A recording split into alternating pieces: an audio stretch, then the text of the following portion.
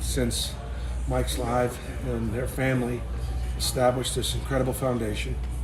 And it's obviously done in his memory as somebody that lost his battle of cancer, prostate cancer, and was bound and determined to make sure that just didn't happen to anybody else. And here's the reality: 1 in 8 men are going to be diagnosed with prostate cancer.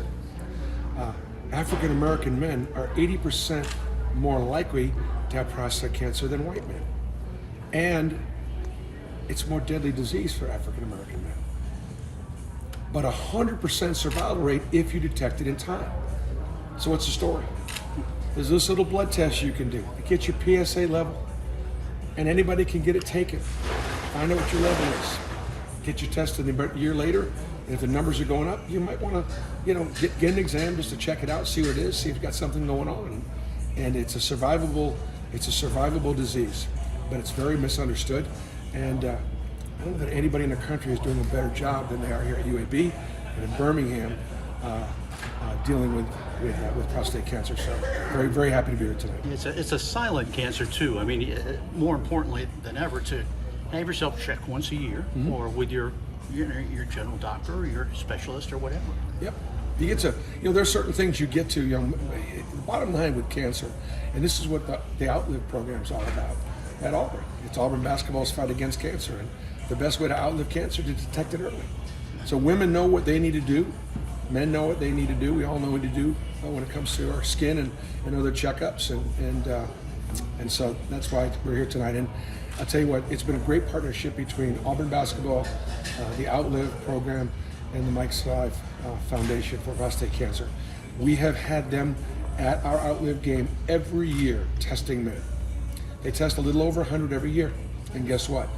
10 or 11 guys, 10 or 11 families every year find out that their dad or their grandfather or their uncle or their neighbor has got prostate cancer.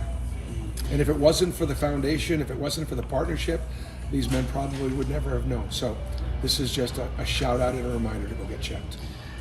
Everybody wants to know, 5 years from now, higher probability, Bruce Pearl, head basketball coach at Auburn, or a sitting U.S. Senator? You know that was coming. No, listen, I get it. I did an interview with Rothstein about a month and a half ago, and we answered about 40 questions, and one of the questions was, how much longer to do it? I just said, not much longer. I can tell you what, conditioning went great this morning at 6:30, and I got practice tomorrow at 2:30, and I like my group, and I love Auburn. You think there's pressure being a college basketball coach? Go work in D.C. Is a run for the Senate this cycle off the table? You know what? It's I've not answered the question because I've never announced I was running for Senate, have I? So how do you answer the question whether you are or whether you aren't? Because I've never said I was. I've always said I love my country. I've always said that we live in the greatest country in the entire world. I'm really glad that Donald Trump is our president right now. I think he's moving in a lot of really good directions. I like his leadership around the world. And obviously everybody knows I'm a pretty strong advocate for Israel, and there's been no better president than Donald Trump for the state of Israel. So I'm very hopeful that things are going in the right direction. Is it something you're considering for this cycle? Well, certainly something that I had considered and something I thought a great deal about. But obviously I'm here today, and I'm in practice, and I've got practice tomorrow. So, what do you think about the prospects this season for basketball? We're going to be different. I think that the league is going to be really strong once again. We got pieces. We got guys that can really shoot, and I think our offense is going to be really, really good, dynamic. We're just not as big and not as old. I had 8 or 9 seniors like last year. This year I got 8 or 9 freshmen and sophomores, so we're just younger, but talented. The work ethic has been great. I think when we shoot it, I think we will play faster. I think we'll gamble a little bit more defensively. I think we can beat the best teams on our schedule, but I don't think we're going to be as consistent because we're just not going to be as big, as physical, and we'll have some challenges along those lines. So, but I like our team.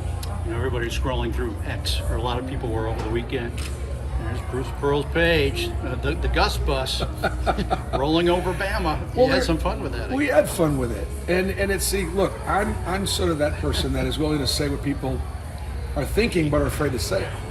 And bottom line was, Alabama's a huge rival, and everybody knows I've got great respect for the University of Alabama, great respect for the athletic program, the university. And I'm proud of the fact that between our two basketball programs, we probably have been as strong in the SEC as any other two teams in our conference. I'm proud of that. I also got a great dear friend in Gus Malzahn, who was Auburn's coach and who historically has done a great job against Alabama. And all that did was once again remind everybody what a great coach he is, what a great offensive coordinator he was, and obviously I was just having some fun. So, What do you think about the Auburn-Baylor game? man, that was so good. I can't remember a more important opener for Auburn than that Baylor game since I've been coaching here. I remember going to see us play Oregon, and Bo Nix beat Oregon on one of the last possessions of the game in Dallas, and that was a fun trip.